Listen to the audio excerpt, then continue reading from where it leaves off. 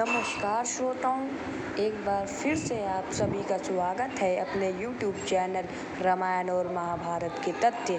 यदि चैनल पर नए हैं तो चैनल को सब्सक्राइब करें और बेल आइकन को दबाना ना भूलें। हम इसी तरह की रोचक कथाएं हमेशा लाते रहते हैं, तो चैनल वीडियो शुरू करते हैं। तो महाभारत का सबसे खूनी दिन कौन सा था?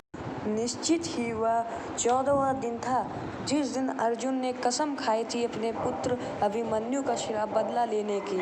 तो उसकी कथा को शुरू करते हैं। तो जैसा कि हम सब जानते हैं, कौरवों की सेना पांडवों की सेना से कई अधिक थी, तब भी पांडवों की सेना आखिरी में उनसे कई अधिक बची थी। तो इससे यह सब पता चलता है कि पांडवों ने कौरवों से कई ज़्यादा तौर पे विनाश किया। तो निश्चित ही सबसे घातक दिन 14वां दिन था, जिस दिन अर्जुन ने शपथ ली थी कि वो गांडीव समेत मर जाएंगे यदि उन्होंने जयद्रथ को नहीं मारा। तो फिर अर्जुन ने यह शपथ खा के अपना गांडीव उठाया और युद्ध के लिए निकल पड़े।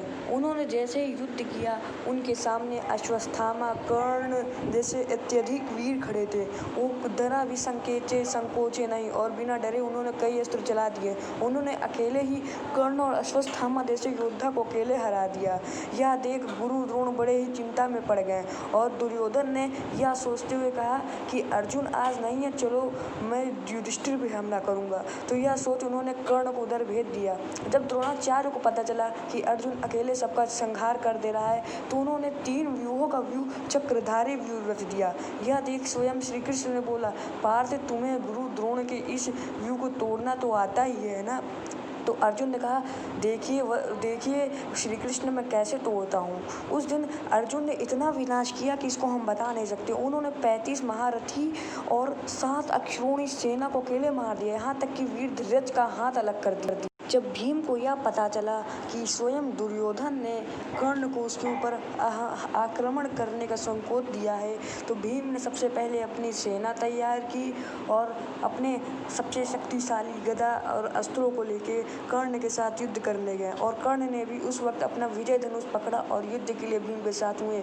जब दोनों योद्धा अपने आमने सामने हुए, तो भीम ने सबसे पहले कर्ण को खूब मारा अपनी गदा से। उनका धनुष, उनका रथ, उनकी कई रथों को तोड़ दिया और कर्ण के कई अस्त्रों को अलग कर दिया। यहाँ तक कि उन्होंने उनके रथ को उठा के ही पटक दिया था।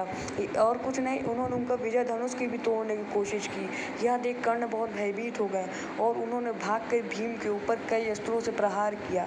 और फिर उन्हें उनकी माता का दिया वचन याद आ गया, कुंती को। इसलिए उन्होंने उसे कई बार कुछ कह के भड़काया और क्रोध में भीम ने उनके ऊपर हाथी पटक दिया और मल्ल युद्ध का चुनौती दी। ये देख कर्ण ने उसे स्वीकारा भी नहीं। जब दुर्योधन को पता चला कि भीम कर्ण को ऊपर हावी हो रहे हैं, तो उन्होंने अपने सभी भाइयों को बोला कि जाओ भीम से युद्ध करो। लेकिन भीम ने उस दिन सबको अपना रंग दिखाते हुए सभी कौरव भाइयों का वध किया। उन्होंने 30 भाइयों का उस दिन वध किया, जिसमें धृतराष्ट्र जैसे भाई का भी नाम शामिल है। उसके बाद फिर अर्जुन ने स्वयं गुरु द्रोण को भी परास्त करके आगे बढ़ा, जिनको वरदान था कि अस्त्र शस्त्र रहते उन्हें कोई हरा नहीं सकता। उन्होंने सभी को लगभग हरा दिया था। उस दिन उन्होंने आधी ज़्यादा कौरव सेना को भी हरा दिया था।